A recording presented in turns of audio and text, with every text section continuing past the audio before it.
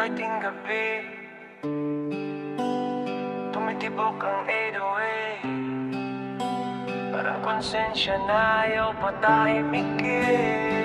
Lalaki naglalakad sa loob ng ingay, hindi naghahanap ng tama, hinahanap kung bakit mali ang tahimik. Bitbit niya ang mga salitang hindi sinasama sa misa ng araw-araw, kasi hindi raw mabenta ang totoo kapag walang kaakibat na palakpak. Bato sa dibdib, hindi sa bintana, kasi ang kaaway hindi na sa labas kung anong itinanim sa loob ng tao. Yun ang umaakyat sa mukha niya sa oras ng gipit.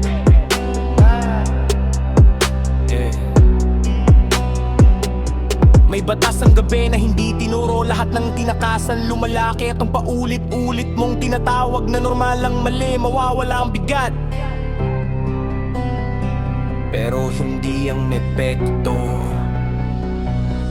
Hindi niya sinasabing ligtas ka, sinasabi lang niyang gising ka pa ba.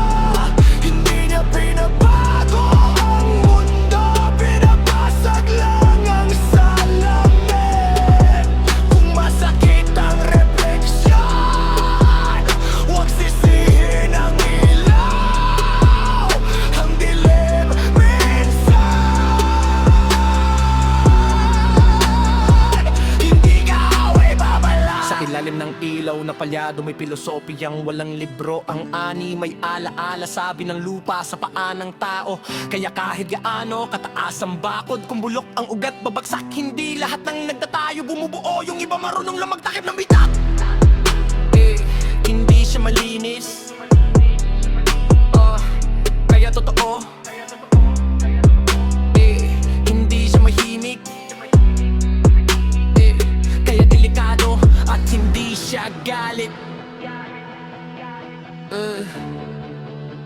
pagod lang sa paulit-ulit na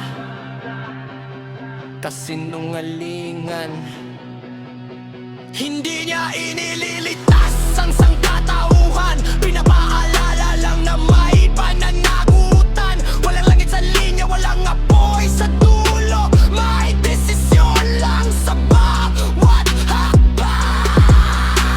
Kung ayaw mong marinig ang mensahe, lunurin mo sa ingay. Pero tandaan, kahit anong lakas ng bass, may puwang pa rin ng konsensya.